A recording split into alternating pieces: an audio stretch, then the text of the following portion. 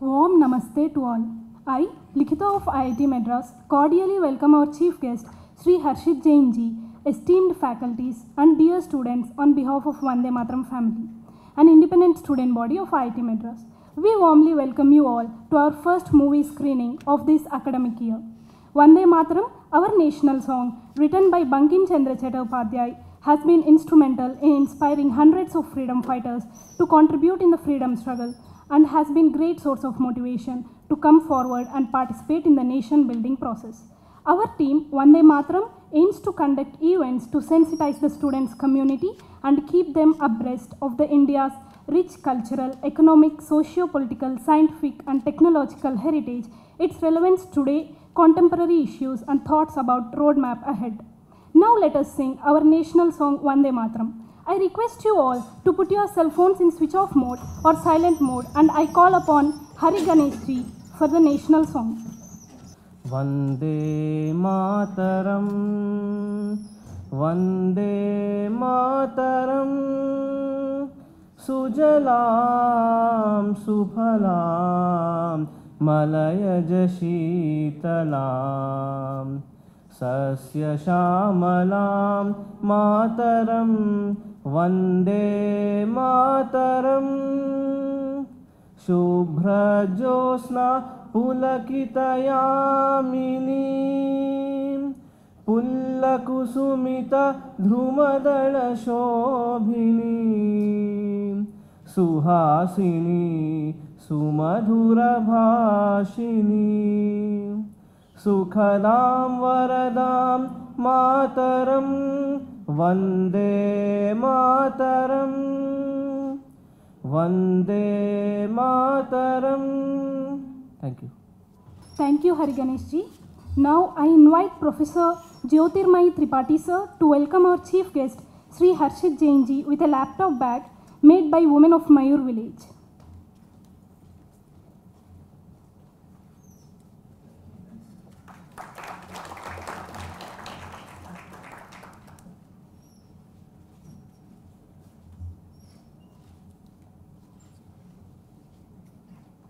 Thank you, sir. Today morning, one of our students decided to take his own life. We are deeply saddened at the sudden demise. May his Atma attain Nitya Shanti. We as a group would like to remind you that we, the students of IITs, are future leaders. In other words, we are national resources.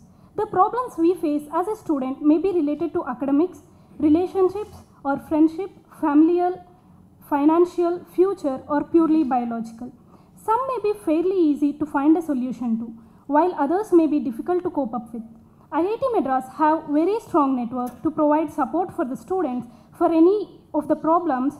Only thing that is required is to discuss openly with friends or faculty.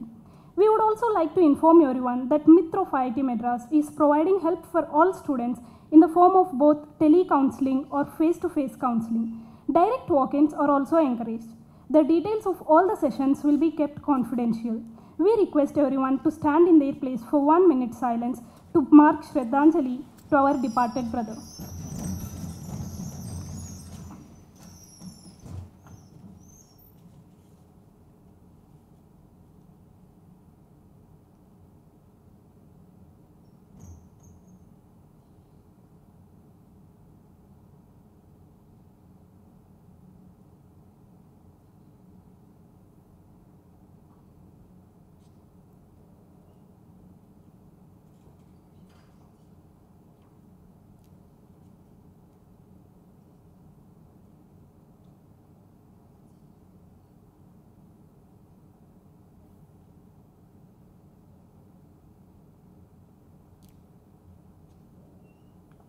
Thank you all. The Kumbh Mela is the largest social gathering in the world of international repute and in the history of mankind.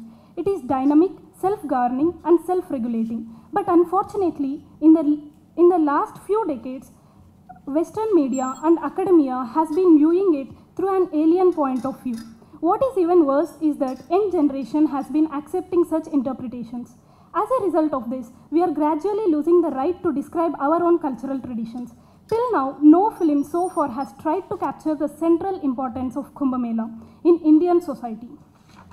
This film is an attempt to present Kumbh Mela from an Indian perspective, in contrast to Western interpretations which see Mela as nothing more than exotic and erotic tourism. It not only captures the imagination and awe of human society, but also the deeper meaning behind the gathering.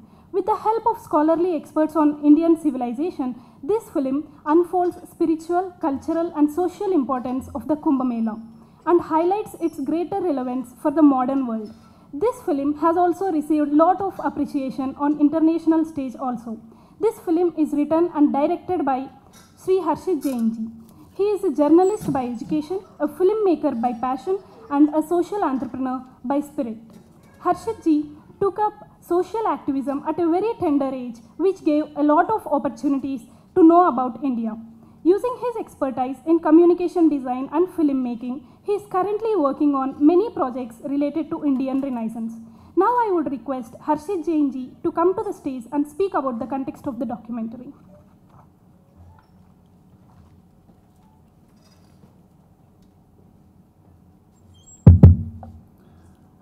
Namaskar to all.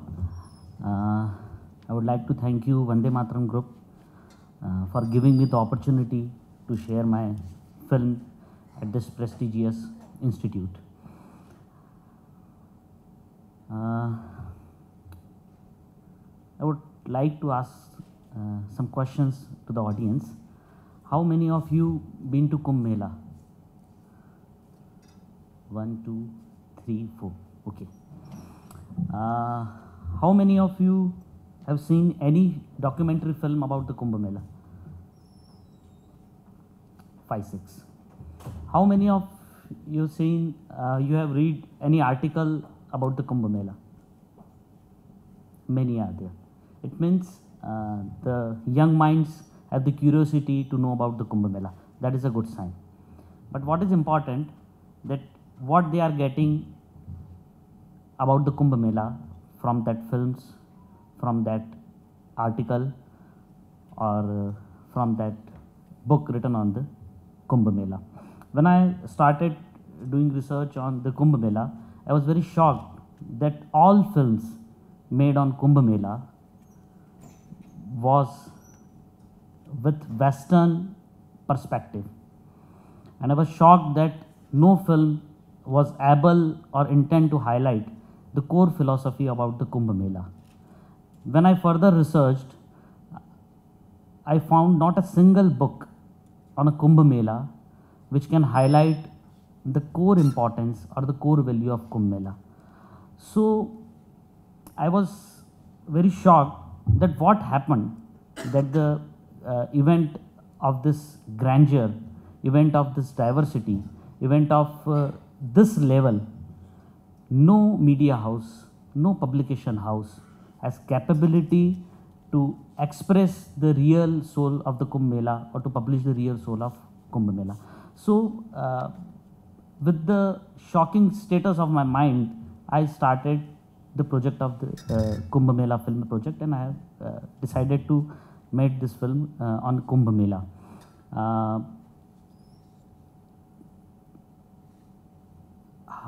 Giving perspective about the film, I would like to share a story with you. Hindi आप लोग सब समझते हैं? ठीक है. अगर कोई एक आध ऐसा है जो नहीं समझता है तो just take the help from the neighbour, we will translate for you. एक बहुत बड़ा जंगल था और उस जंगल में बहुत सारे शेर रहते थे, भयानक शेर. और वहाँ पर शिकारी भी आते थे, बहुत सारे शिकारी आते थे और वो शेरों का शिकार करने के लिए आते थे. और वो कुछ शेरों का शिकार करके लेके जाते थे और वो अपनी व्यवस्थाओं से आते थे, अपने सारे आर्म्स एंड एम्युनिशंस लेकर, अपनी सारी गाइडिंग फोर्सेस को लेकर. तो वो आते थे, जंगल से शिकार करके शेरों को ले जाते थे. एक बार क्या हुआ कि वो जब आए जंगल में तो अपना एक बैग भूल गए, वहाँ पर अपना झोला भूल गए. तो एक शेर का छोटा सा बच्चा आउट ऑफ क्यूरियोसिटी उस झोले के पास गया, वो झोला उठा के लेके आया और उसमें से उसे किताब मिली. वो शेरों के बारे में किताब थी. तो out of curiosity started the reading. उसने कहा कि ठीक है पढ़ते हैं. तो मैंने फिनिश द बुक तो उसे लगा कि अरे यार ये तो बहुत गड़बड़ मामला है, तो वो अपनी माँ के पास गया and he asked, he questioned his mother कि मैंने ये किताब पढ़ी है, in this book all stories about the bravery of the hunters, शेरों के बारे में किताब है लेकिन शिकारियों की वीरता के बहुत सारे किस्से हैं, शेरों के बारे में तो कुछ अच्छा लिखा ही नहीं है। तो उसकी माँ ने कहा कि बेटा जब तक शेरों के बारे में शिकारी किताबें लिखेंगे वो शिकारियों की वीरता के ही किस्से लिखेंगे, और जब तक शेर खुद शेरों के बारे में किताबें नहीं लिखेंगे तब तक शेरों के बारे में कोई भी अच्छी जानकारी दुनिया के सामने नहीं आ सकती। Same thing happen. तो ये जो शिकारी हैं इनको मॉडर्न टर्म्स में एंथ्रोपोलॉजिस्ट कहा जाता है और इंडियन कंटेक्स्ट में उनको इंडोलॉजिस्ट कहा जाता है, और वो यही करते हैं, they deal with average civilisation, उनके साथ रेपो कायम करते हैं, उनके साथ बातचीत करते हैं, and when they have the sufficient data, sufficient expertise on the subject, then they start creating the literature that is very alien to this particular civilization. तो कुंभ मेला के साथ भी यही हुआ है कि कुंभ मेला पर जितनी किताबें लिखी गई हैं, जितनी फिल्में बनी हैं, कुंभ मेला पर जितना लिटरेचर हुआ है वो वास्तव में that is betray with the Kumbh Mela. And मुझे इस बात की खुशी है कि it's a first film that is projecting the Kumbh Mela from Indian perspective, and it's also a first film that the 10 scholars of Indian civilization came on one platform, on a single platform in the film and expressed their view. तो आप film देखेंगे, film के बाद आपके जो questions हैं उस पर मुझे बात करने में अच्छा लगेगा। और एक बात मैं और आप लोगों से पूछना चाहता हूँ कि आप में से कितने लोग अफ्रीका गए हैं? कभी अफ्रीका जाने का काम पड़ा है? एक ही। लेकिन अगर मैं अभी आप सब लोगों को एक सिंगल पीस ऑफ पेपर दूं और आपको कहूं कि आप अफ्रीका के बारे में अपने व्यूज़ लिखिए, right your views of Africa, तो 90% जो व्यूज़ आएंगे वो बहुत कॉमन होंगे कि द पीपल वहाँ पर जो हैं वो बहुत प्रिमिटिव हैं, बहुत पिछड़े हुए हैं, बहुत हिंसक हैं, वायलेंट हैं, they don't have any civilisation. तो ये सारे व्यूज़ हमारे जो बने हैं वो कहाँ से बने हैं? अफ्रीका। या okay, so I'm just concluding it. I'm just concluding the talk, and I'm going to start the film. I'm just mentioning the point that the perception we have taken about Africa is mostly from the films made on Africa, literature written on Africa, books written on the Africa. So the narrative building is very important, that about our civilization, about our culture, rest of the world, what is creating about the perception of our culture. So this film is about the Indian perspective of the Kumbh Mela. Maybe many of points I have mentioned in the film, you are not with consent of that point. It may be possible, but it's an honest attempt to present the Kumbh Mela from Indian perspective. So please enjoy the film, and I hope you will like it. Thank you.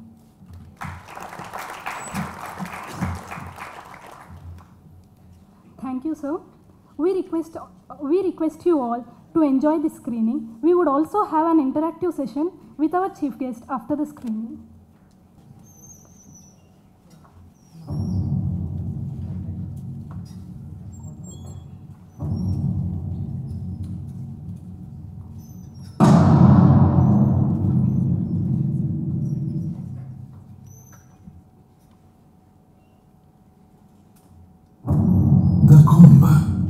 Is beyond imagination unless it is experienced. Its sights and sounds are unfathomable. Scenes that puzzle and perplex, yet amaze and enthrall. Saints whose presence can't be felt anywhere else. An ocean of emotions you never witnessed. An unknown mystical world where spirituality reigns supreme. An epitome of hospitality that beckons all. Drawing 50 million people from all corners of this vast land. A treasure of plurality, of language, of cultures, of communities, each so varied and so distinct. Amidst the diversity, an underlying unity, a collective quest for truth, and countless paths leading up to it.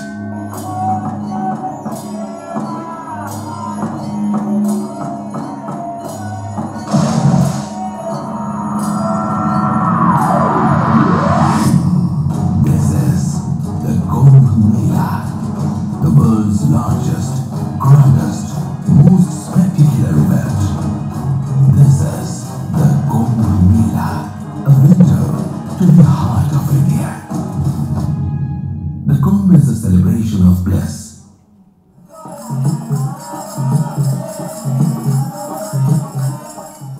A wonderful opportunity to rise above the pain and suffering. A rare moment to embrace divinity and participate in the festivity of human existence.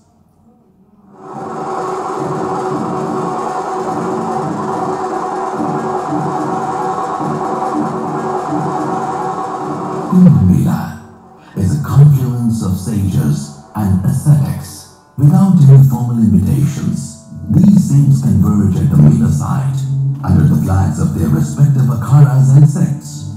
The Kumbh Mela beckons to them and they respond. Emerging from their distant abodes in jungles, caves or mountains, the wanderers too turn their steps towards the Kumbh Mela. The purpose of the Mela traditionally is for sadhus to get together. Sadhus that are spread around the country that have very little contact with each other. This is prior to cell phones and all of these things. They had very little way of getting to. The first Mela that I attended was the Kumbh Mela in 1971 in Prayag. And many of the sadhus there, people had not seen for years. They were living in the jungle, they were living in caves, they were living in the Himalayas doing their tapasya. But they knew that when the Mela happened, they would get together as a family gathering. The sampradayas are really families. And so the Mela is important for these family gatherings. Kumbh is a world renowned for its magnificence and grandeur.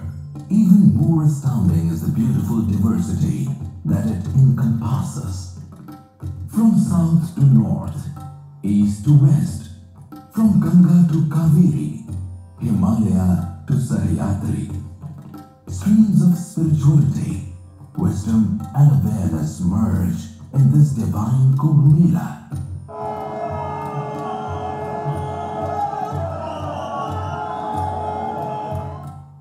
The entire country manifests itself in the Kumbh, which can be termed a national herald. In many ways, Kumbh denotes the essence of India. It flows through the very core of Indian way of life, reaffirming and revitalizing it. It would not be an exaggeration to term it as the driving force behind Sanatan Dharma. Kumbh Mela is the highest expression through which a nation celebrates its civilizational continuity. Kumbh is a rare moment when the sages, ascetics and spiritual masters from every corner of India reach householders. While normally devotees make difficult journeys to get blessings of great sages, in Kumbh the sages come themselves to impart blessings. All over the Kumbh, the sages meditate, hold sacred discussions about how to attain ultimate knowledge, and the divine nectar overflows. The divine nectar for which sadhaks rush from across the globe.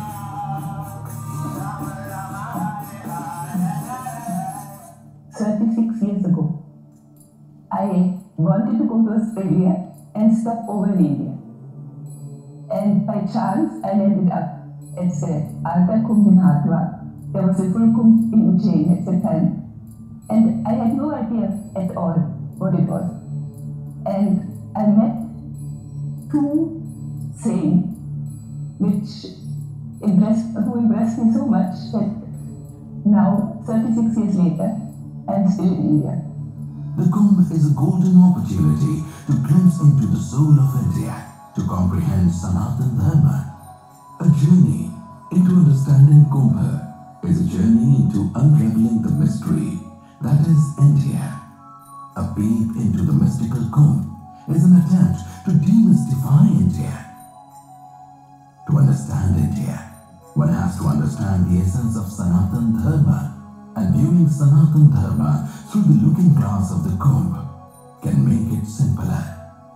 Understanding the Kumbh can pave the path to understanding India, for Kumbh is India itself. It's inspiring. Just looking at little old ladies and, people have these little compounds and these babas have this compound and someone, everywhere you're walking down, someone's teaching here, someone's teaching there. So this very vibrant, alive situation. It's not just people going to the river, bathing and coming back. There's something going on everywhere. This compound feeds 1,000 people a day. That compound feeds 2,000 people a day.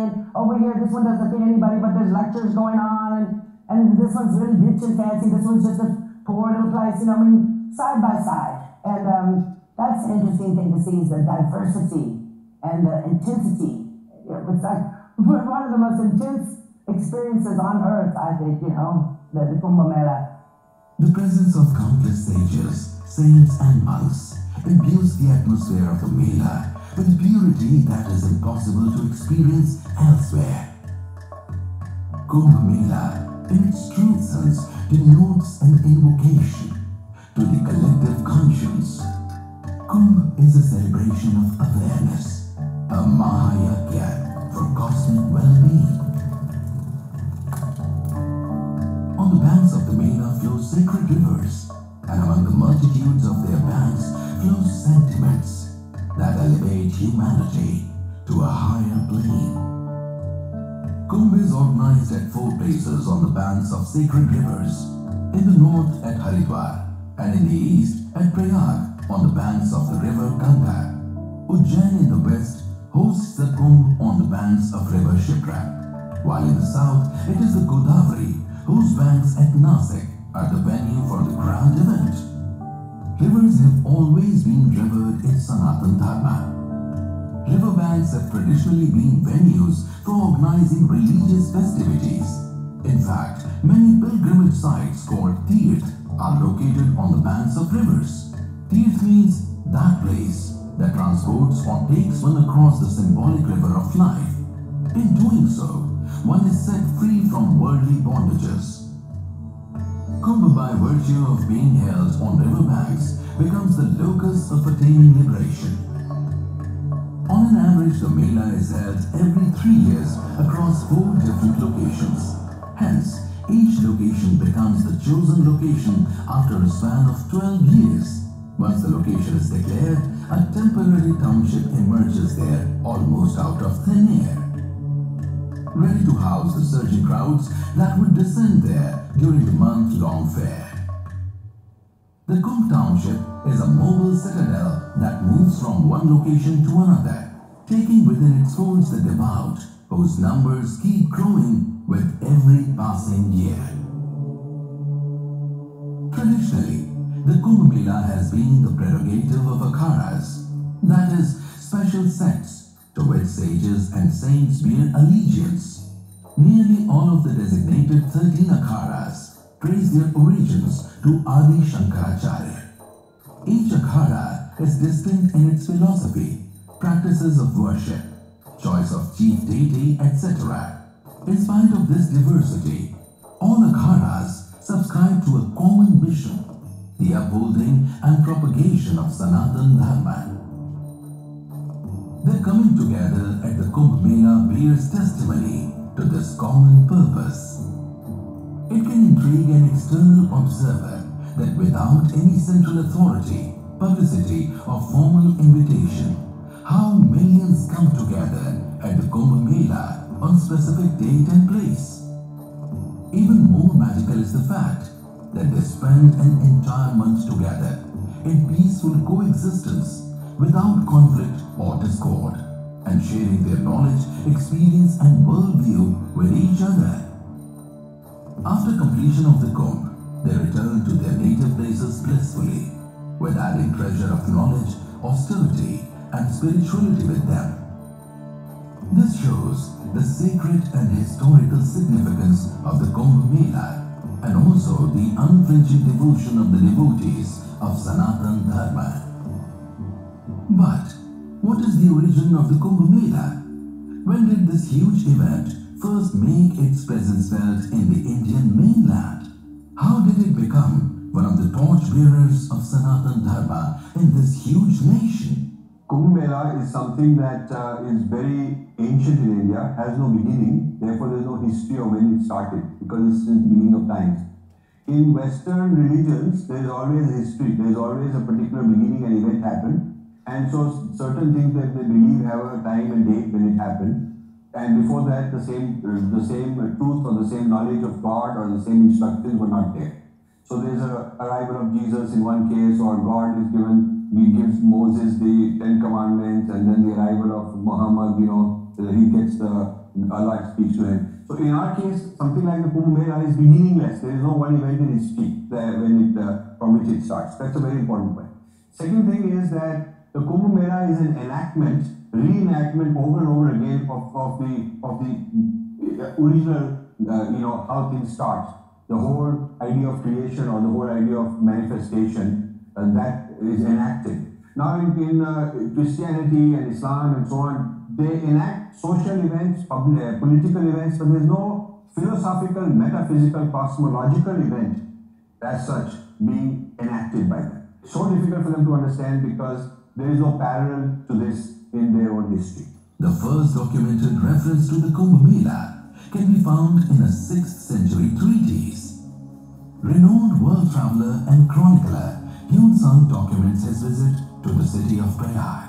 Sung mentions a massive congregation of humans on the banks of the Ganga every 6 years.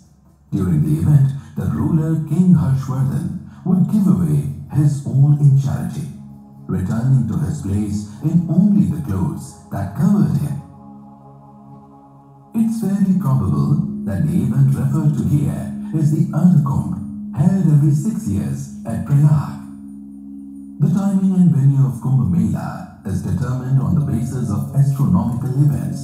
It is believed that during these planetary alignments, spiritual energy is at its peak, making Kumbh Mela a truly divine event. Calculations are made by studying the position of 3 celestial bodies, the Sun, Moon, and Jupiter in different rashis or zodiac signs. These astrological phenomena are deeply symbolic. The 3 celestial bodies have performed spiritual and physical associations. In Sanatan Dharma, Sun symbolizes the Atma, Moon the Man, and Jupiter the Dharma. When Dharma is practiced, it purifies the Chit or Man, which in turn elevates the soul and opens the door for self-realization. It is the main cause which attracts sadhak to the Kumbh Mela from all over the world. Among the many mythological tales associated with the Kumbh Mela, the most popular is the ancient legend of the Samudra Manthan. Once, Lord Vishnu decreed the churning of the celestial ocean for obtaining Amrit or the nectar of life. Both Devtas and Danavs were to participate in this arduous task and were to get a portion of this juice of immortality. Considering the legendary animosity between these agents of good and bad, a conflict broke out between them on the division of Amrit. In the ensuing conflict, a few drops fell out of the Kumbh or pitcher over 4 places on earth. Later, these sites became the venues for the Kumbh Mela. In the Sanatan tradition, folklore has deep educational connotations.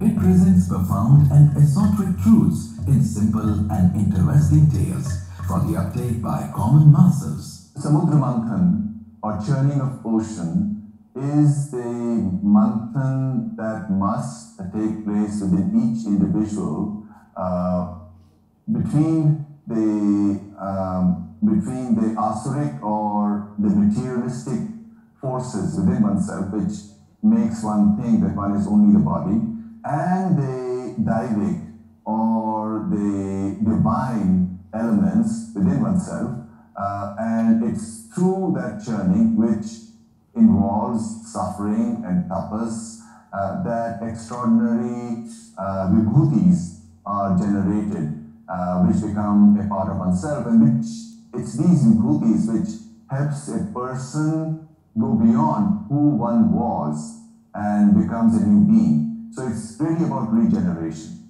and being connected with immortality.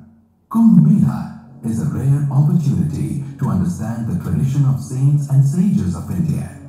They are the flag bearers of India's spiritual legacy. Their unceasing penance has ensured the committance of this legacy and the establishment of Dharma.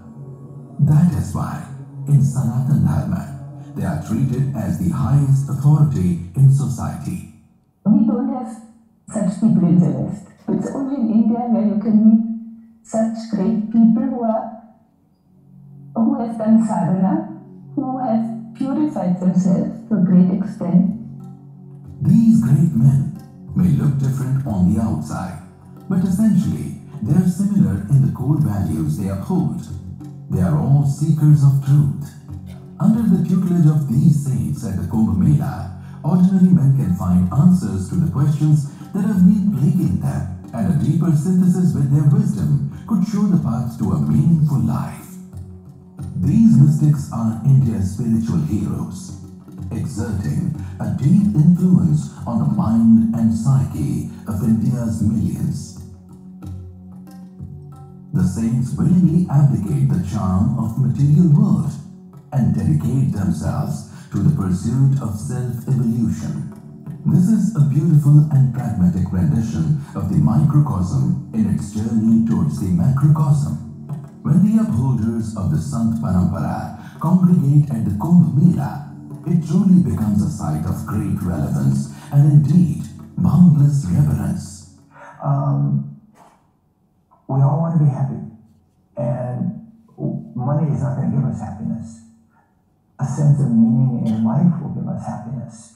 And sadhus have methods to practice. They have sadhana. That's sadhanam sadhana, right? The purpose of being a sadhu is to do sadhana, to find inner peace, and at the same time to help others to find that inner peace. In our sampradaya, there are basically four things that you do. You do Ram Nam, you spread Ram Nam.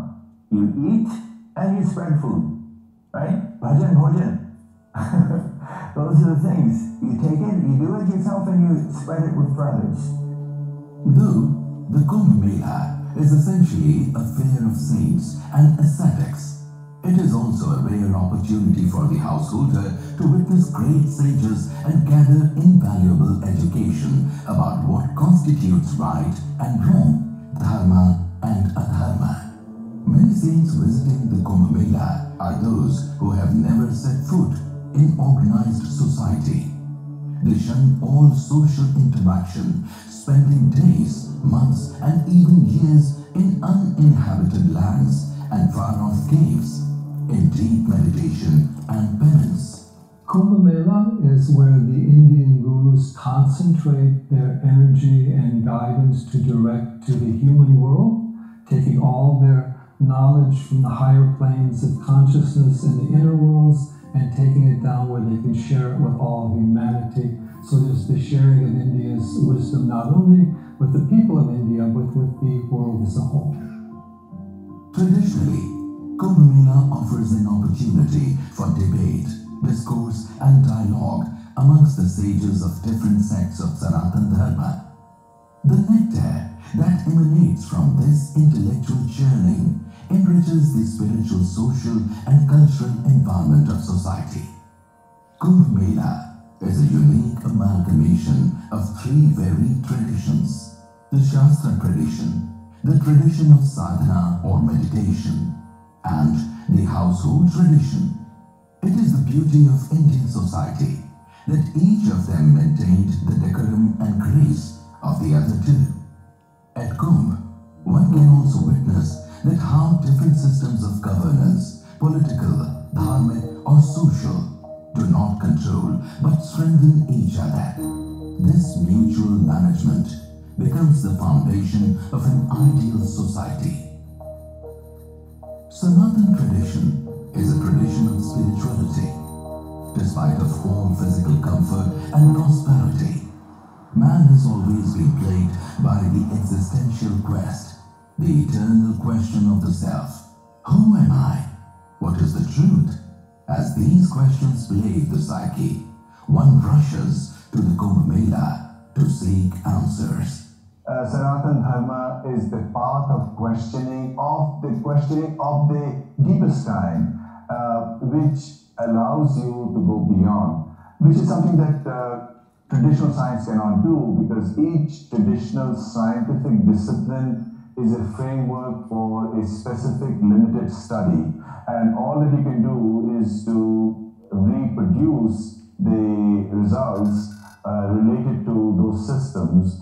And if you're a major scientist in that particular field, as a chemist or a physicist, then you can push into boundaries. And of course, you are praised for having done that. But it doesn't take you anywhere close to the mystery, which is the very heart of consciousness. And of course, more and more scientists are talking about it, not only scientists, but also artists and other seekers. And therefore, it appears to me that the world has truly come very close to understanding the spring wells of Sanatan Dharma spirituality, and this Kumbh Mela is a perfect stepping stone, and the ones that will follow, where more and more people from all over the world, especially now when the West is facing an amazing crisis, both in Europe and the United States, and in Latin America. And therefore, this is really the point. I think in that sense,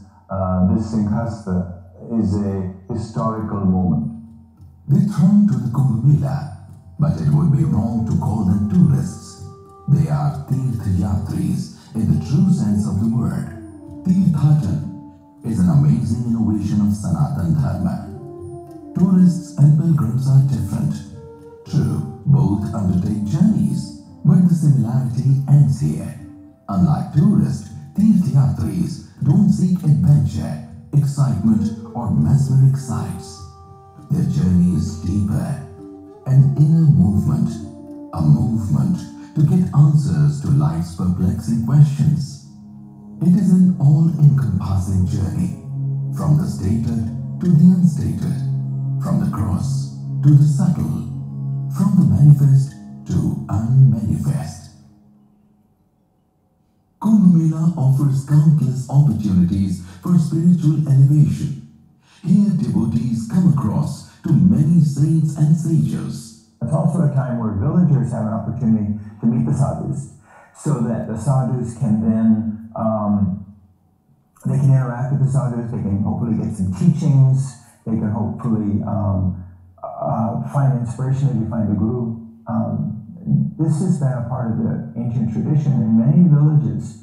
The cultural traditions in many of the areas, it was important for one to have a guru. And so where would you find, it's like if you're going shopping for a guru, the best place to do it is at a Kumbh Mela.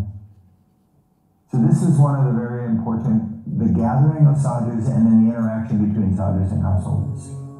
In Sanatan Dharma, search for truth is a noble quest, and all are free to choose any path in that direction. Sanatan Dharma is not a controlling or restrictive faith, but a liberating one. It bestows upon its believers the freedom of choice, be that of the Guru or scripture or deity. The seeker can undertake the study of the Shastras, meditate or become follower of seers and wise men. The ways are myriad and the joys free. This is the peculiarity of Sanatan Dharma. One is not forced to believe the so-called absolute truth written in any holy book. Sanatan Dharma offers opportunity to every individual for exploration of truth. It is always advised by reading the scriptures, blessing of sages, and practicing the meditation. Every individual can explore the truth and attain self-realization. Kumbh Mela is a celebration of individual choice, which allows the natural unfoldment of a human being. The sages and devotees that come here follow different sects, worship different gods, read different texts, and follow different paths to self-realization. Yet, it is strange that this bewildering diversity does not discomfort anyone here. It is in stark contrast to what we see around the world today.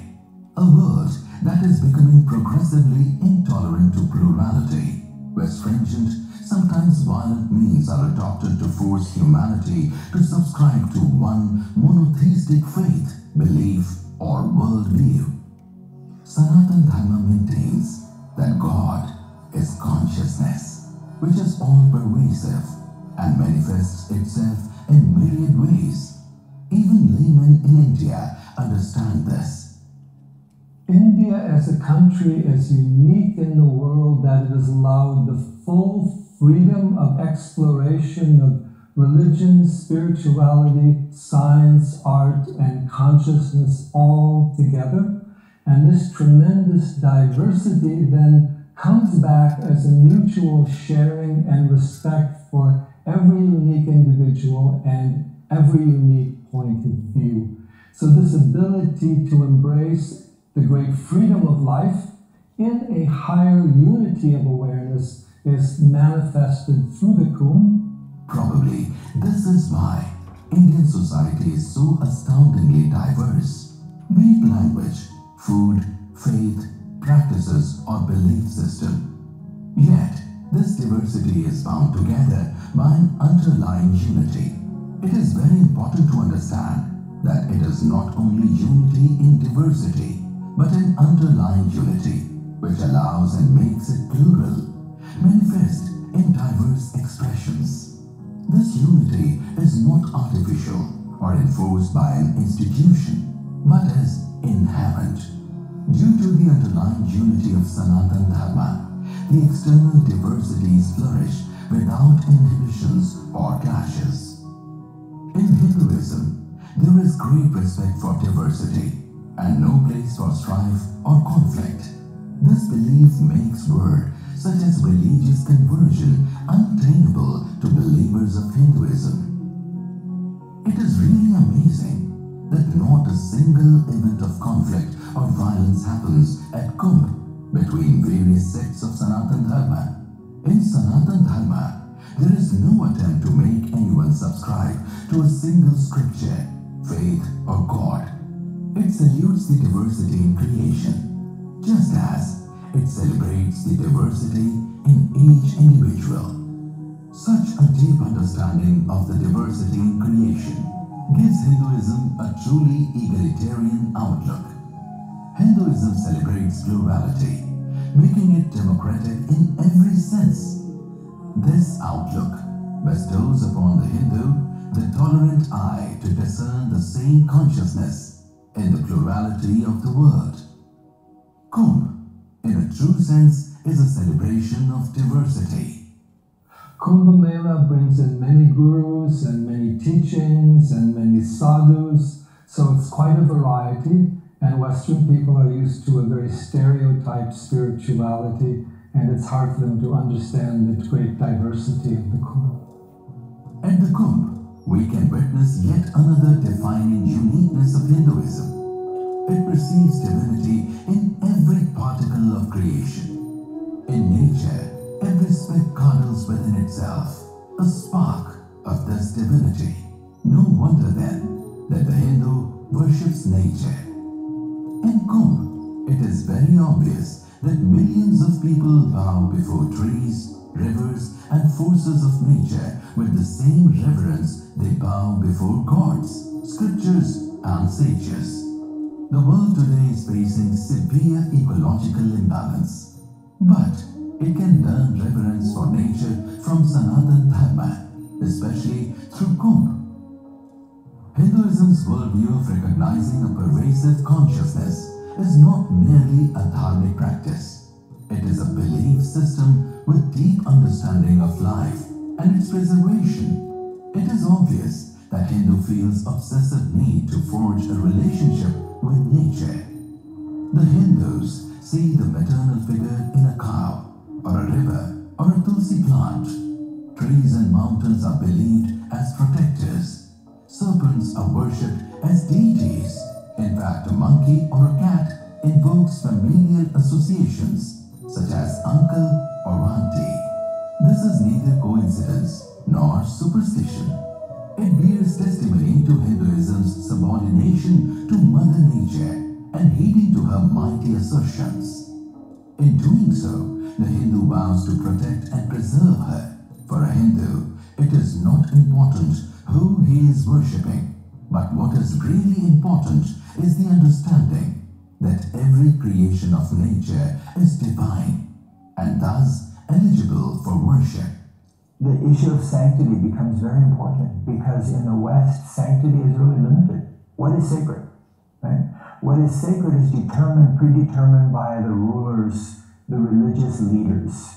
In Islam, it's the mullahs or the clerics. In Christianity, it's the priests or the reverends. In Judaism, it's the rabbis. They determine what is sacred. Within the Hindu tradition, sanctity is much more prevalent. You can create a sacred space. I can create a sacred space. This is not something that Westerners understand. And so to see this idea of a sacred river, a sacred tree, a sacred stone, totally outside the context of thinking. And for them, many of them, it is seen as negative. This founding principle of Sanatan Dharma has ensured that this ancient civilization continues to thrive without conflict with nature. Both coexist in harmony, maintaining a balance that promotes growth and development. Sanatan Dharma maintains that every speck in nature is a manifestation of consciousness, and humans are but a part of the intricate pattern that nature weaves. Hence, humans can never be conquerors or controllers of nature. This humility makes Sanatan Dharma truly egalitarian. The Kumbh Mela is a reflection of this generosity of vision, a vision that suffuses every Hindu's outlook. He proclaims that nature is not to be subverted or exploited. Its preservation and upkeep is my duty, for I am but a part of it. The Kumbh Mela also reflects that the feminine principle has been regarded with the deepest reverence in Hinduism. In fact, the place of preeminence that the feminine holds here is difficult to find in any other civilization. Devi or goddess worship and Shakti or energy worship is widespread in Hinduism. All pursuits, esoteric or worldly, have an element of the feminine enshrined in them. Be in the arts, music, mantras or meditation, Hinduism perceives the female force in everything and bows before it in gratitude and supplication. This veneration of the goddess percolates down to the daily life of the Hindus too. Women are accorded a special place in society. When I met another Mama, so many people came to her, and men and women, they bowed to her, and it made me think, I mean, she's a woman, and big men, even, politicians, whoever, they would come and bow to her, and then they keep saying that the status of women in India is not good. I mean, this is something very, very strange. In ancient time it was there, and then the goddess worship is there. This great Brahman, he manifests in so many forms, and he manifests also in female forms, and so this worship is present in India, and it makes the whole culture maybe more feminine even, more gentle. This acknowledgement of woman power may not be apparent to the Western philosophers or social scientists. for it goes much beyond their interpretation of gender equality. At the Kumbh Mela, bathing in the holy waters of rivers holds deep significance. In Sanatan tradition, rivers are life-giving and are worshipped as worldly manifestations of the goddess. Sanatan Dharma extols the maternal aspect of rivers and considers a dip in their waters as purifying and elevating. It also maintains a sense of duty towards the rivers for their preservation. At one level, this cleanses the body and soul of ills, and at another level, reaffirms the Hindus' duty to keep rivers clean and preserve their life-giving energy. You know, and have also the idea of the sacredness of a river. There are no sacred rivers in the Western religious traditions. In India, all the rivers are sacred. On prescribed dates during the Kumbh Mela, special bathing rituals are held on the ghats or banks of holy rivers. These are called Shahi or Amrit Snan and are undoubtedly the most spectacular and anticipated events during the Mela. Sages and monks gather at the ghats for a holy dip, giving the devotees a rare and precious opportunity to see them up close. Naga sadhus or naked ascetics whose only covering is ash or bhasma hold out a message to the onlookers. Everything is prey to the scourge of time and ultimately will return to ashes. After the bathing of sages, it is auspicious to take bath in the holy water. In India, knowledge has always been revered, but the quest to acquire knowledge has never been limited to physical prosperity. Here, quest for knowledge is deeper and multi-dimensional. It offers solution to every aspect of life, whether physical, social, cultural or spiritual. The Kumbh Mela is a great opportunity to enrich this age-long knowledge tradition. Indian tradition was about satsang and about shastra, right, where people with different views came together and talked and argued and related their experiences, which is one of the things that was done at the congregation of the Kumbh Mela. So this is a system of conference of an extraordinary kind. So you're not just meeting with one group of 10 or 20 or 50 people, but you can go and talk to munis and others and rishis and even lay persons over a period of a month if you're spending the entire month or a shorter period. Here, scholars of different schools of thought and philosophies share their knowledge with the masses. The ordinary people get to understand numerous opinions on knowledge. They have the freedom to decide, choose and adopt any path that they wish. This phenomenon makes Sanatan Dharma truly democratic. Sanatan Dharma innovated the most popular and effective method of communicating the deeper knowledge to the masses, the Katha Pravachan Parampara. It is the traditional way of teaching through storytelling. Deep mysteries and profound principles are communicated to the masses through the medium of tales and anecdotes, thus aiding easy comprehension. Indian knowledge has been disseminated and transferred from generation to generation through the narrative mode. The Katha Sarita Saga, the ocean of 1,000 stories. During the Kumbh, almost all different sects, akharas and gurus organized Katha Pravachan for masses at large. The influence of these tales is deep and pervasive. The average Hindu draws inspiration from them, establishes personal standards of right and wrong. Thus, his conduct, his choices, his decisions are tempered by the learning he has gathered through these pravachans. In Kumbh Mela, you can easily find thousands of common people who will share their deepest knowledge or profound principles of dharma in normal chit-chat. My own memory of the first Kumbh that I attended, 1950. I was, I think, 9-year-old boy at that time.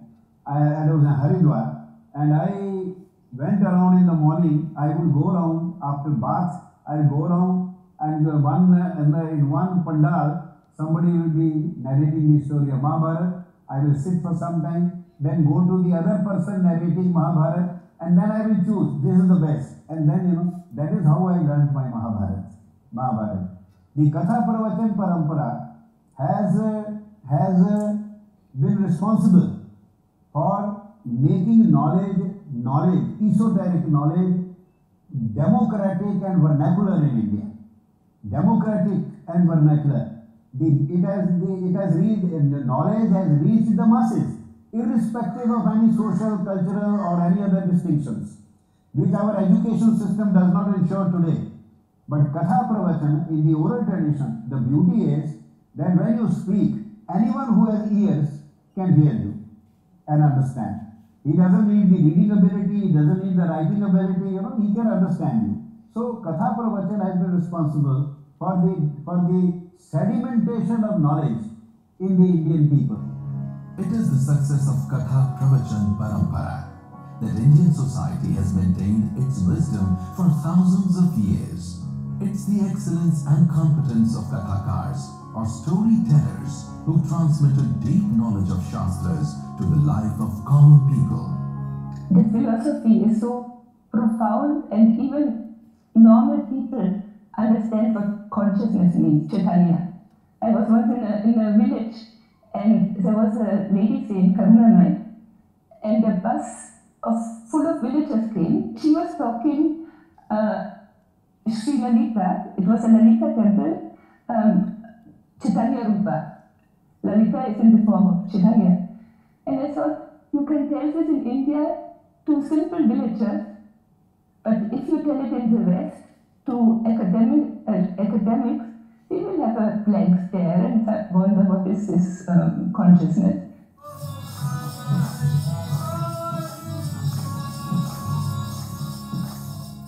When transmuted into music, these sermons acquire a lyrical quality, becoming bhajans or kirtans, poetic expressions of truth. Set to music, often as choral singing, they elevate participants to another plane.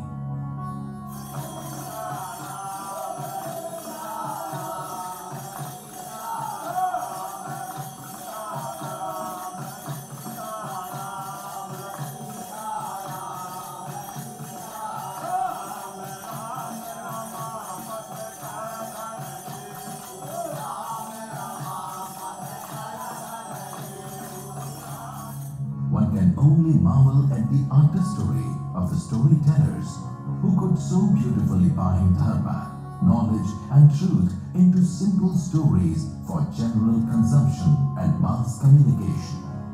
Bhajan and Kirtan are gurgling perennial streams of spirituality that flows through Sanatan Dharma. Once bathed in their cleansing waters, all ego and self-centeredness is washed away. Humans rise revitalized and ready to commune with eternity. From ages, the Kumbh Mela has been a platform for free and open discussion, without discord, with due reverence for all. There is interaction of people of varying opinions and worldview, with the common objective of arriving at the truth. In the West, there hasn't been a tradition of discussion, debate, open-mindedness, because God speaks, you listen, you obey. That's the end of the story. There's no discussion. And there's no such thing as Krishna and Arjuna having a discussion and debate. I mean, we have this all the time. Ram is having discussions with people. So for us, it is quite okay that you even argue back to God, avatar. But in the West, it's sort of one way. That's it. So it's an obedience-based kind of a system. And therefore, we could safely say that there is a deeper tradition of intellectualism, of curiosity, of creativity in our system than in the West, where it is more based on compliance with rules that have been fixed for you. Therefore, the vibrancy of intellectualism and the diversity of ideas that people have is okay and encouraged in our system. Many terms and phraseologies that today have become the common parlance of the intellectual of the modern world have defined Sanatan Dharma since ages. Looking to this age-long tradition of Sanatan Dharma, contemporary focus on freedom of expression, open discourse, mutual respect and tolerance seems to be very superficial. There is plenty for the seeker at the Kumbh Mela. It is a literary fountainhead. It is an opportunity to learn about the literary traditions of numerous schools of thought, of appreciating diverse means of acquiring knowledge, of study, of growth. Many organizations set up exhibitions showcasing India's glorious history of truth-seeking, from days of yore to the present day. In many ways, the Kumbh Mela also provides an insight into the depth, interconnectivity and strength of the social fabric of India. As obvious by its sheer size, management of the Mela is a Herculean task. The responsibility of boarding, lodging, feeding, transporting the millions who will visit the hallowed grounds is a miniature picture of management. At the Kumbh, this responsibility is shared by the administration and the society. At the designated location, every member of the society contributes, be it a child, an adult, or an elderly. People from every walk of life come forth to do their bit in making the event a thumping success. Be it a villager or a city dweller, a laborer, farmer or businessman, an employee or a student, everyone contributes according to their capacity.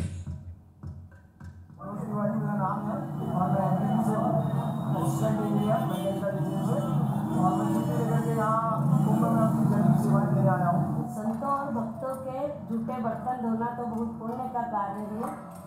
इस कार्य के लिए हमारे घर में बहुत से कर्मचारी हैं और कुंभ के मेले में हम यहाँ सिर्फ सेवा देने आए हैं। It is an amazing experience that during the Kumbh, entire city turns host. Faces wear smiles and hospitality becomes dharma.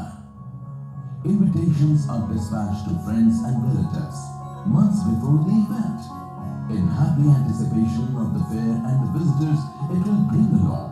Everyone prepares to live up to the sanctity of saying, Atithi Devo Bhav. Guests are next to God. Hence, before the Kumbh Mela, nothing can be left undone in the welcome of the guests. This hospitality is not reserved for the known, but for every pilgrim to Kumbh Mela. This effectively reasserts Indian society's venerable tradition of respecting human ties and the inexhaustible zeal to keep them alive. In a world torn asunder by blatant individualism that fragments families and throws one into painful isolation, the hallowed grounds of Kumbh Mela can be learning grounds where individuals can resurrect belief in humanity and human relationships. This is a time when individuals merge in a whole, and the reason why the Kumbh can be transformative is because normally we remain locked in our own shell of bodies, thinking only about our own personal problems, anxieties and issues. But when you are a part of a very large flow of people, of humanity, that's when you also find security and comfort in the multitude. It's an extraordinary experience, and this is the reason why this has regenerated generations of people in India as well as abroad, those who will be lucky to come down and be a part of it for centuries and thousands of years. Sanatana Dharma places great value on charity or dhan. And at the Kumbh Mela, dhan is performed at a scale that is astonishing. It's not only the largest of the wealthy, but the small yet valuable contributions from the poor that help in hosting this massive undertaking. In Sanatana Dharma, it's not the size, but the purity of intent that makes a dhan of worth. Here, dhan is performed with clear intentions and open-heartedness, without the shadow of an ulterior motive of religious conversion. It is performed to extend help, not serve a hidden agenda. It is not in the nature of Hindus to advertise their charity in numbers or statistics. It's a good deed quietly done, without fanfare or publicity. But if ever the statistics were to be collated, they would astound us. The other more visible and recognizable work of charity would perhaps pale in comparison. In Sanatan Dharma, selfless service or seva is for self-realization, not at all for religious conversion. At the Kumbh Mela, the spirit of seva is evident everywhere. In the unending supplies at the feeding tents, where all are humbly requested to partake of the offering and to visit again. Dan Dakshina is given to saints and seers in the effusive and generous hospitality accorded to every visitor.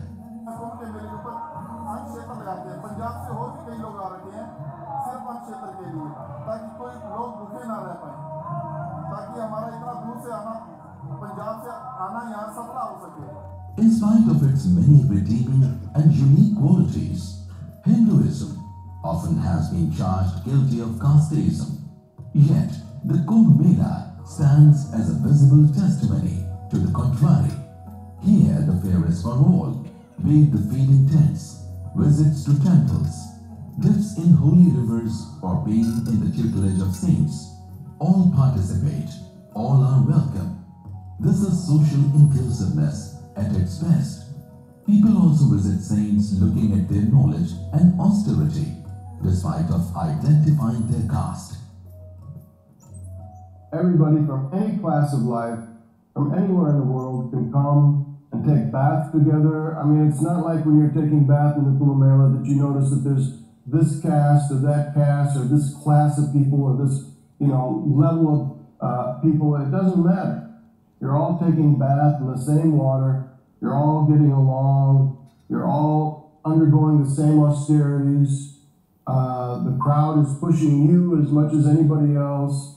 It's all the same. It is very unfortunate that social harmony of Sanatan Dharma displayed at Kumbh is never highlighted by people involved in propaganda business. Kumbh Mela is an open invitation to the world to witness social harmony prevalent in Hinduism.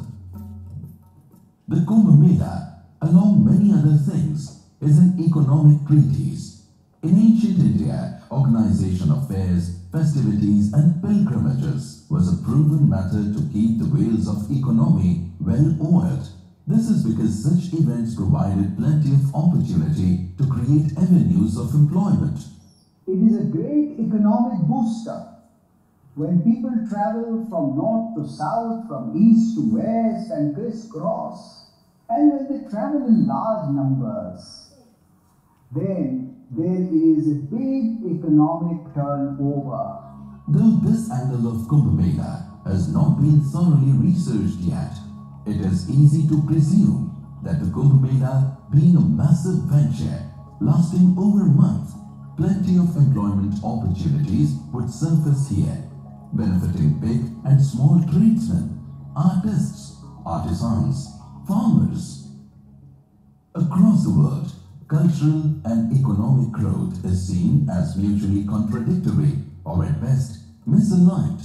But in India, there has always been a healthy and symbiotic relationship between the two. Over the ages, kings and emperors and wealthy businessmen have patronized the arts and invested heavily in them. Thus, as the arts flourished, the culture blossomed. Economic recession never plagued this land. Kumbh Mela is a gigantic platform on which multicultural India's diverse art forms and folk traditions are showcased to an enthralled audience. Artists from the length and breadth of the country meet, mix and mingle. Thus art grows, spreads and thrives. Planning and organizing an event as diverse as Kumbh Mela is no mean task. Observers are often in disbelief at what goes into this exercise. Every few years, after astrological calculations, a location is selected and within days a temporary city arises like a hulking giant, ready to engorge the millions who will visit it. city within city has a lifespan of merely a month, and this month its citizenry is in millions. At the end of the month, it quickly dissolves with a silent promise that it will rise again at another location to reveal the mystery that is the Kumbh Mela. This temporary citadel of sorts is a study in hospitality. An example would be the city of Ujjain that hosted the Kumbh Mela in 2016. A rather small city of a population of 5 lakh hosted a mind-boggling 5 crore visitors, an unbelievable 100% greater than its population. It staggers the world to imagine that such a mammoth exercise can be executed with near flawless finesse. The perfect tuning of the efforts of the government and administration and religious social organizations is an example of robust administration, mutual collaboration and deep understanding of India. It is an opportunity for the management professionals to explore that with amalgamation of traditional methods, common sense and modern technology, how India creates an entire new world. In fact, the gathering at Kumbh Mela has always busted many established Western principles. Western principles related to the psyche and behavior of crowd all collapse like a pack of cards. कुंभ को जो है मैंने बहुत नज़दीक से इस बार देखा। मैंने यहाँ पे एक ऐसी भीड़ देखी और ये देख के मैं बहुत हतप्रभ भी रहा, बहुत अभिभूत भी हुआ कि ब्रायन जैन कहते थे द क्राउड इज अनट्रूथ, भीड़ जो है वो असत्य है। और यहाँ मैंने जो है एक सत्यान्वेषी किस्म की भीड़ देखी जो कि आई ही थी इस उद्देश्य से कि मनुष्य के भीतर का जो सत्य है, मनुष्य के भीतर और सृष्टि के भीतर जो समाया हुआ एक जो परमात्मा है, जो परम सत्य है, उसके साथ किस तरह से साक्षात्कार किया जा सके। A cursory glance at the crime rate during the Kumbh Mela month reveals shocking statistics. The percentage of number of crimes dropped miraculously, in spite of the countless opportunities there would be in the ocean of humanity. Indian state and the Indian society, it has maintained itself because the Indian people are self-regulated. And the greatest example of self-regulation is a Kumbh Mela. Where millions of people get together. You don't need policemen. There are no criminal activities. There is no violence. And days on, days on and days on. There is complete order. The old people are, given the chance to bathe first. In fact, some young people carry the old people on their back and, give them a bath. So it's the greatest sense of self. One wonders, is it godly intervention? Is it the purity that wafts through the Kumbh Mela? Millions of people take their food and drinking water during the Kumbh, but there have not been major reports of ill health. Temporary sanitation facilities are set up for the lakhs who visit. Forget an outbreak of epidemic. Even minor illness is a rarity. In fact, this phenomenon continues to baffle the world, especially medical science. The answer lies in India's ancient and unique enunciation of clean and unclean, pure and impure. Cleanliness here goes beyond the absence of anything dirty. It also goes beyond mere hygiene. Roughly, it means a state or condition cleansed of anything that sullies or soils. A condition not limited to surroundings or the body, but extending to the mind, the heart and the soul. The Kumbh Mela is truly an amazing event the world gets to witness, but it has also been the victim of misinterpretation and misrepresentation. Westerners find Kumbh Mela very difficult to understand, and there is nothing of such enormous scale that they've ever had, nothing of so much diversity. Because all the dharmic traditions, paramparas, all the jatis, from north, south, east, west, everybody comes. And so they've never had such an open architecture of society in the West, where it could be literally open to all sorts of people. They've had a very centralized church, authority, a certain institution. And so Kumbh Mela doesn't have, there's no headquarters of Kumbh Mela, there's no sort of event manager, there's no, these kind of things, controlling entity, office of Kumbh Mela that controls it. So these are some of the qualities of Kumbh Mela which are so unique that Westerners can just look at it as with awe, they can look at it as some amazing thing, some kind of a myth, maybe it's a carnival or a festival, maybe it's something very exotic, but they cannot really understand it the way Indians are able to feel very comfortable with. Misconceptions regarding Kumbh Mela are the outcome of erroneous understanding of Indian civilization and its worldview itself. It views life in its entirety, not through the narrow lens of cold reason or irrational logic. It refuses to dissect life into airtight compartments. It sees life as a continuum, and hence, its worldview is holistic rather than fragmented. This worldview helps to enrich all aspects of life and motivates towards higher goals called dharma, artha, kama, and moksha. The Kumbh Mela is a grand manifestation of Indian view, which perceives the human life in physical, intellectual, and spiritual form and offers environment to nourish all forms of life. The Kumbh Mela is a flag bearer of an ancient yet ever-evolving philosophy, a philosophy that endows sublimity and purity in age of nature's creation, a philosophy that goes beyond a simplistic definition of life. It strives to probe deeper and extract the true meaning of life. It extols the profundity of life and also its innocence. Kumbh Mela can be termed a mirror image of an ancient civilization where knowledge was revered, where conscience was the ultimate arbitrator, where life got an opportunity to grow and expand, unfettered and untarnished. Mere logic would not suffice to truly understand and appreciate the Kumbh Mela. It requires a patient eye and a yearning heart. It involves an empathetic understanding of the process of maturation of civilizations, and also the insight about the deeper and complex relationship between the individual and the society.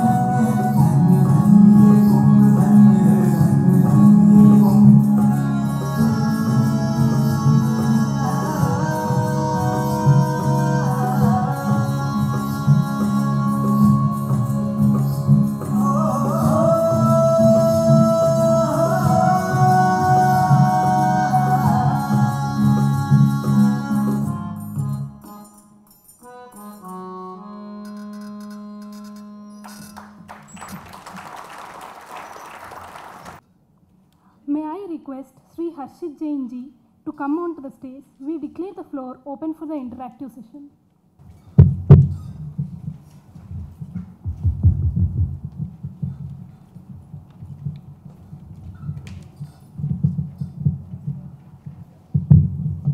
Good evening, sir. Good evening. I enjoyed the movie. I mean, there's a very nice perspective that you brought out in the movie. Definitely, a few things that stuck to my mind, I just want to share with you. Definitely, it's a narrative that was oriented, an alternate narrative that was oriented towards the Western audience. Definitely, that maybe that comes out well. Probably, when you're doing similar things elsewhere, if an equivalent narrative for the Indian audience also can be thought of. What should be, what can we emphasize? For example, the astrological importance of Kumbh was just briefly touched in. There is much more deeper things there. Probably you can bring it out. When there are similar events like Pushkar that is happening elsewhere in the country. That's right. So there are many things like that which have deep astrological things which can come out from the scholars, local scholars. Probably they should also be brought out in similar things. And the narrative from the common man is also something that can be brought out very well.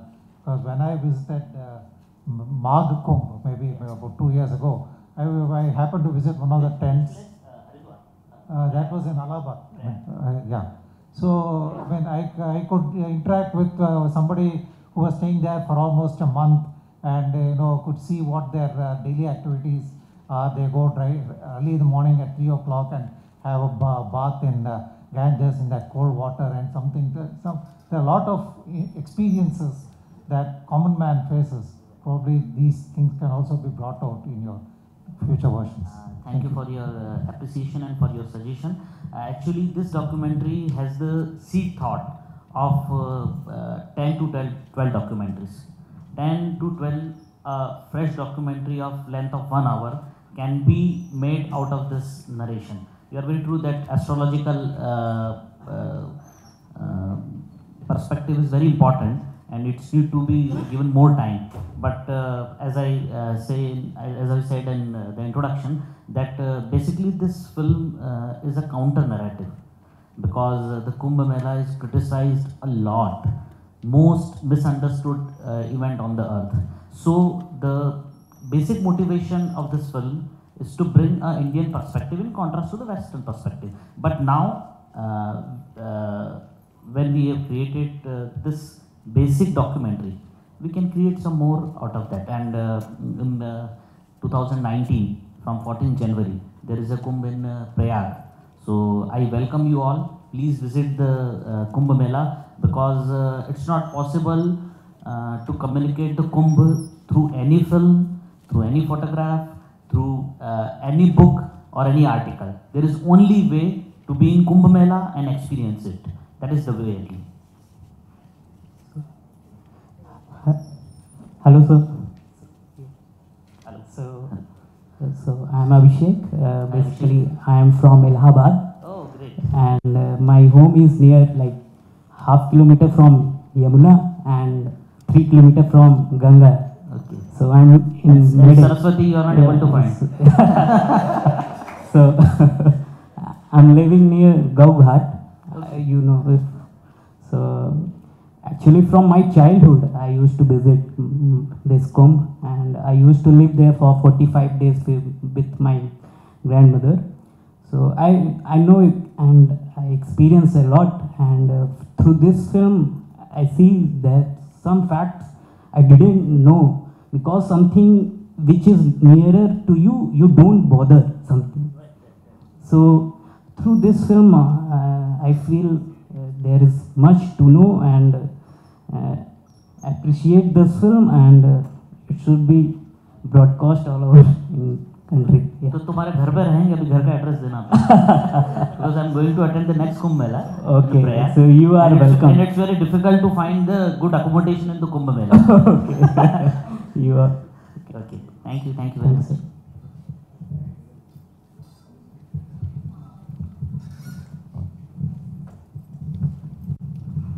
actually when an important event, I'm YS's devotee.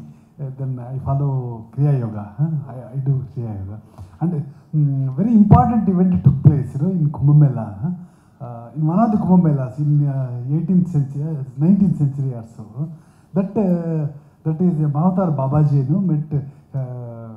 That is Yukteswaragiri. That incident also she would have brought, not live actually, some collection, some books from somewhere you have taken, and it's the Kumbh Mela, that is the culmination of the movement of Kriya Yoga for the modern society.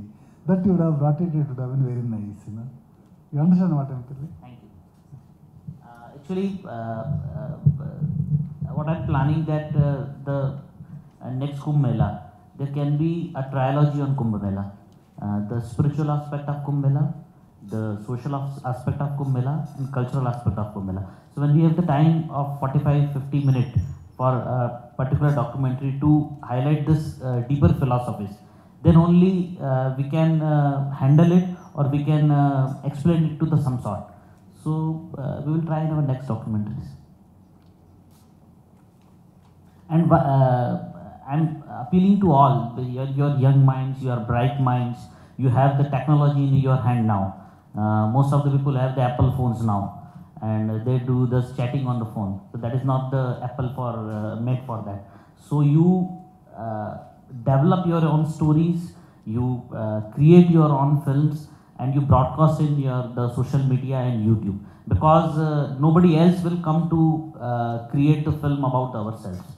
We need to create them. So if you think, sir, that this concept of Kriya Yoga and the deeper spiritual meanings of the Indian civilization needs to be documented, you please go ahead, you do the sankalp, you prepare a story, somehow a good director or a producer will come to you, and it will, this film created like that way only. Before starting the film, I don't have a single rupee. I don't have the idea that from where I will get the funding. But I've done the sankalp, so Ishwar gave me the resources, Ishwar gave me the capability, and the film produced in a good way. So it's a responsibility of all to create the narrative for our civilization, because a single person cannot create the 10, 12, 15 documentaries in his lifetime. But we all create some stuff, and quality is not very important. In social media, if you have the good narrative, if you have the stuff in your content, it will catch the attraction of the audience. So it's my humble request that don't get shy, don't feel that the only Mumbai people or Hollywood or Bollywood people can create the good stuff. We all can create the good stuff, because we all have the technology. Now the media landscape is totally changed. A person from a small village can create a fantastic stuff, and the South India initiated the process, the song Dhanush, which was the Kolavari. So they have shown the path to us, we have to just follow it. Sir,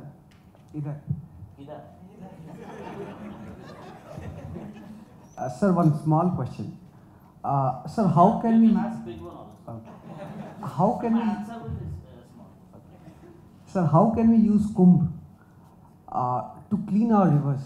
We have seen that from 1980s there has been effort to clean our rivers, but till now not much has been achieved. It's a very good question. Actually, it always it's a common question after all the screenings. What is important that every civilization has the key point or has the basic thought about the philosophy they carry. So in Indian civilization or in Sanatan Dharma, there is a reverence for nature. What happening today, after 47, we are living in the democratic system. So in democratic system, state, it's not responding to the core philosophy of Sanatan Dharma. So state is doing something that is not aligning with the philosophy of Sanatan Dharma. So people has the reverence for the rivers, but it is not reflecting in the policies of governments. So governments are investing a lot of money, lot of resources for cleaning the rivers, but it's not creating any impact because less involvement of society, and society never motivates from the state, especially Indian society. It always motivates from the dharma. So if the content of dharma is introduced in the policy of state, magic can be happen. So that is lacking. Good evening, sir. I am Jhalu Garai. Good evening. Can you raise your hand? Yeah. Sir, I am from mechanical background. After watching this movie, I think you started the documentary between the conflicts in Indian perspective and the Western perspective. So actually, after the movie, I got the clear idea about the Indian perspective. But you started it like how it was criticized by the Western world. That was not clear after watching this. Means how? So we are actually assuming it is only Indian perspective. So how they are interpreting it, that is not clear in this. So how you can... Actually, it's a 70-minute documentary, only catering the Indian perspective. No, if I also include that perspective, it will create a 3-hour long movie, and nobody will see it. That is the problem. So, it's a simple process. You just Google, you go to the YouTube, you watch all the movies about the Kumbh Mela made by the National Geographic, BBC, Discovery, and you will find what I am saying. There is a complete misrepresentation of Kumbh Mela, very superficial documentation. They don't bother about. Actually, पहले मुझे लगा कि ये by mistake हो रहा है. It was by mistake. But how it's possible? You see the movie of National Geographic. चींटियों का प्रजनन कैसे होता है? वो भी वो document कर लेते हैं. तो मुझे लगा कि they are the person of their capability that can document anything in the world. So how they missing the point of Kumbh Mela? So it is a problem of intention. Their intention are not good. They don't want to do that. So we need to do that, and we need to also criticize their content also. Many people from National Geographic and this Discovery Channel, they came to me, they communicated me, they just sell this documentary to us, and you do this change to this documentary, then we will accept your documentary, we will publish it on our channel, and we will pay you also. But what they wanted from me, they wanted eliminate all the comparative religious study and the comparative philosophical studies. So they are very clear.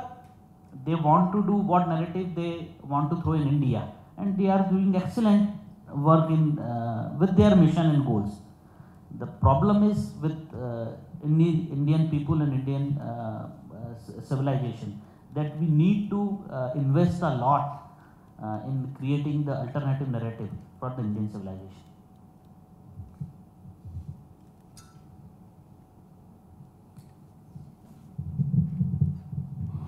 Namaskar, sir. Namaskar. I'm Chitra Jain. Just wanted to share my experience of Kumbh that I attended in 2010 in Ujjain. Okay. And you have brought No. it so... In 2010 there is no in Kumbh in Ujjain. Ujjain. No, it was in 2004 and after 2016. Yeah, 2016, I'm sorry, Yeah. 2000, not 10. Yeah, 2 years back. So, yeah, 2 years back. And I took my daughter, and I was happy that she has seen the other side of the world, of India, true India.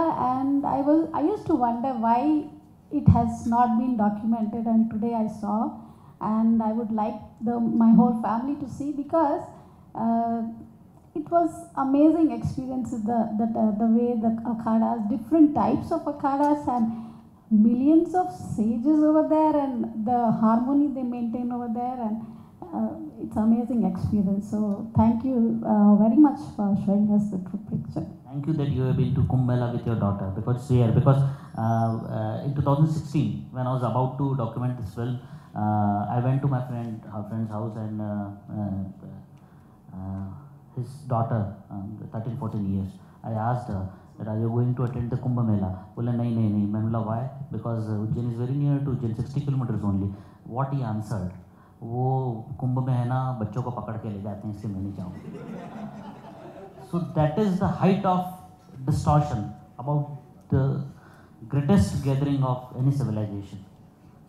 So, thank you very much for being there with your daughter. I got really touched by your film because I really had the feeling that you share the spirit of the Kumbh Mela, and I wanted to know if you think that there's a way as a white man, I don't know, to go there as a pilgrim and not as a tourist, or maybe how can I do this, or is there a way of doing this? I'm not getting your question clearly. So I'm interested to visit Kumbh Mela maybe, but I want not to visit this as a tourist. Right. Like more like a way of a pilgrim, but I don't know how to do this. Or no, yeah, it's a very simple. It's an open conference, open gathering. From 14 January 2019, the 45 days Kumbh Mela is going to be happen. You just go there. You just go to any akhada, any camp. People will welcome you. Even they don't ask you from belong to which country, you belong to which religion. You just appreciate your presence. They and you will feel mesmerized with your hospitality of people, and just go there with blank mind, because all prejudice notions, it's problem, because Kumbh Mela is all about to experience. It's not the matter of study. It's a matter of only experience. So just go there. I'm very sure that after visiting the Kumbh Mela, something will very positively will change in your life. Very positive, very positive. Be there, you will find a lot. और हमारे यहाँ कहा जाता है ना कि जाकी रही भावना जैसी, प्रभु पूरत दिन देखी वैसी. So if you are going to visit Kumbh Mela as a fair, you will enjoy. If you are going to Kumbh Mela to seeking some deeper answer for the deeper questions, you will get answers also. And if you are visiting the Kumbh Mela just for the civilizational journey, you will also enjoy a lot. So it's the question of state of your chitta, your mind, your exploration. So if you go to the Kumbh Mela, you will get a lot. That is for sure. That is for sure. Yeah, thank you. And you are welcome in the Kumbh Mela in 2019.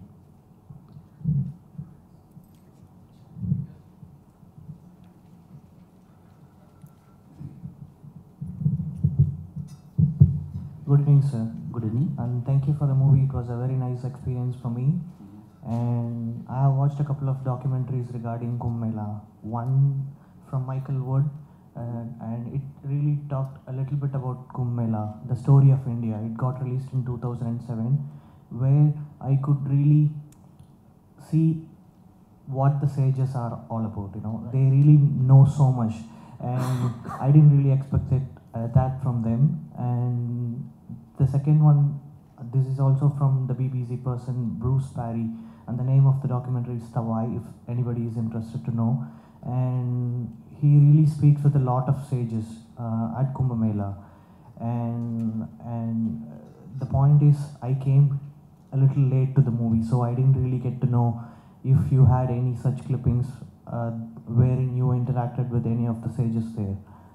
So I would have really liked, I mean, if there was not any, I would have really liked to have, known your perspective about what, they are all about. And mostly people think that they don't know anything, they are just crazy people, that is how they look. I mean, I'm being brutally honest, they look so like that, but then they really know a lot, and you really need to bring out what they are. Actually, I have done interviews with saints and sages. I have the documentation of more than, I can say, 40 hours. Okay. So it's not possible to bring every aspect of the Kumbh Mela in this short duration movie.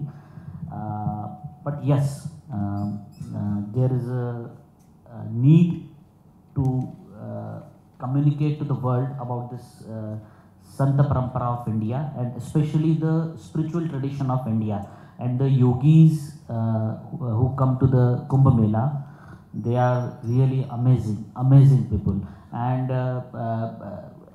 what I am telling to the previous question, that you need to go with the clear blank mind. It's not about the logic, it's about the experience. You just go to the any pandal, you sit with a saint who is doing his tapasya, you just sit with them for 15 minutes and you feel the change. So it's very important to cater all these subjects, but there needs some 10-15 documentaries to record the Kumbh Mela, or a series of documentaries on different perspective.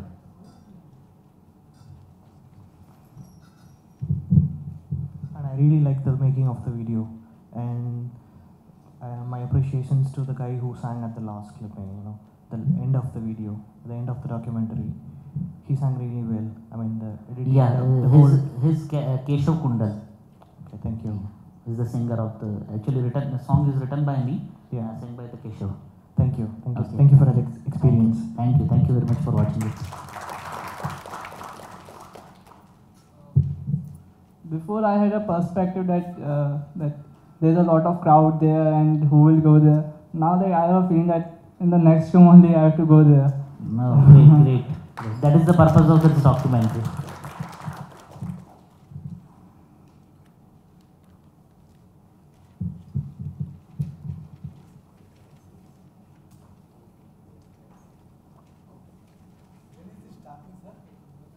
Sorry?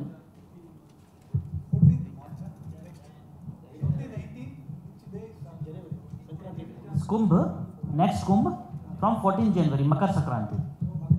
14 January 2019, and for it will be 45. And I am telling you, the experience of Kumbh at Prayag is amazing, because in Ujjain, in Nasik, and in Haridwar, all the places the Kumbh is amongst the city, so it's not that type of feeling. But in Prayag, there is on the bank of Ganges. So you have the kilometers of Kumbh Mela. So it's altogether a different experience in Prayag. So don't miss next one, because that is a different experience to be in Kumbh in Prayag.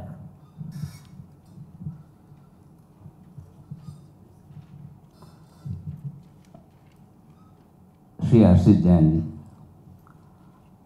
मुझे ऐसा लग रहा सबसे पहले, हिंदी में बोल रहा हूँ, कि मैंने कुंभ मेला तो देखा नहीं, लेकिन आज आपने हूबहू कुंभ को आईआईटी के प्रांगण में लेकर आकर 65 मिनट में मुझे ऐसा लगा कि मैं बिल्कुल कुंभ मेला के अंदर हूँ। वही प्रकार का एक वातावरण, उसी प्रकार की शब्दावली, शब्द, हर चीज़ को पैनी दृष्टि से आपने इस जो फिल्म को बनाई है, मुझे ऐसा as if I feel I was not in right now 65 minutes in IIT VLT, क्या ये लेक्चर का नाम, CLT lecture. I feel I was in Kumbh Mela for 65 minutes. I have my great salutation to you, Dr. Harshit Jain. I can say from today, Dr. Harshit Jain. बाकी लोग तो हन फालतू में डॉक्टर लगा लेते हैं, मुझे चाहिए आपको डॉक्टर हर्षित जैन कहना चाहिए. और मैं चाहता हूँ हम सबकी आपकी आशीर्वाद है, आप इसी प्रकार की डॉक्यूमेंट्री फिल्म बनाइए और वाकई में वापस सभ्यता को ज्वलंत बनाए. ये हमारी करबद्ध विनती है. मैं कहता हूँ 65 minutes literally I felt I was in Kumbh Mela. I enjoyed being a Kumbh Mela without spending a rupee, in a clean atmosphere, पक्का scientific atmosphere. और ये मुझे बड़ा अच्छा लगा, बिना पोल्यूशन, बिना ट्रेन, बिना कोई भीड़ भाड़ के बीच में मैंने बिल्कुल कुंभ मेला का आनंद लिया है. तो मैं वहाँ जाकर आनंद लेना चाहता हूँ. मैं फिर आपको धन्यवाद. I really thank the entire team of Vande Mataram. Yes, today it is a real day, a journey has started. I once again, my congratulations and blessings to the Vande Mataram. Keep doing like this. Thank you very much.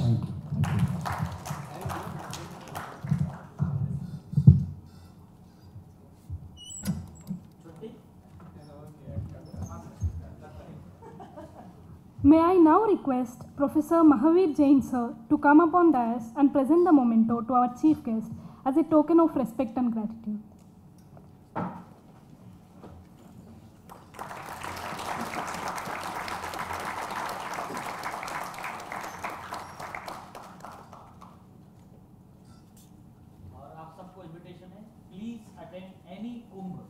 not next to that, but once in your lifetime, you must be in the Kumbh Mela for at least 15 days.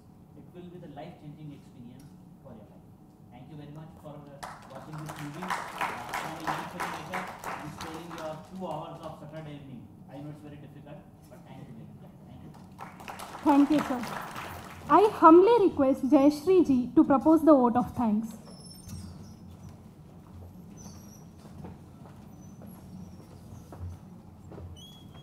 Namaste. We are immensely blessed to have Shri Harshit Jain ji as our chief guest. This film has been a source of great learning and experience for us.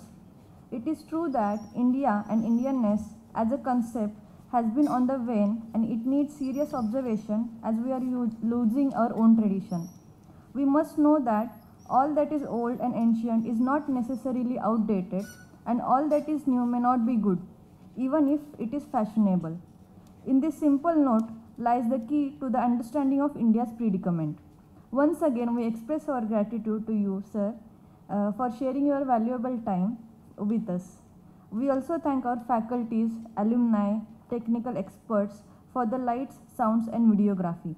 We embarked on this journey 4 years back on the 118th birth anniversary of Netaji Subhash Chandra Bose, and we remain equally committed even today.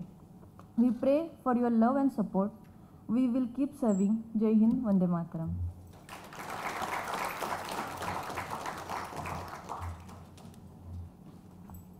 Thanks, Jayashree ji.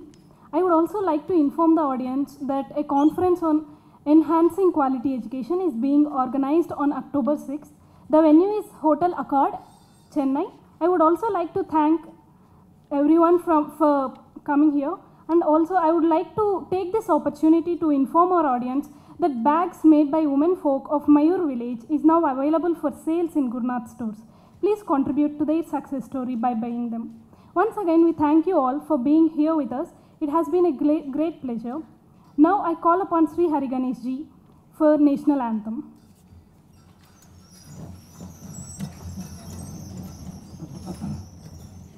जनगण मन अधिनायक जय हे भारत भाग्य विधाता पंजाब सिंधु गुजरात मराठा द्राविड़ उत्कल वंगा विंध्य हिमाचल यमुना गंगा उच्चल जलधि तरंगा तव शुभ नामे जागे तव शुभाशिष मागे गाहे तव जय गाथा जनगण मंगलदायक जय हे भारत भाग्य विधाता जय हे जय हे जय हे जय जय जय जय हे।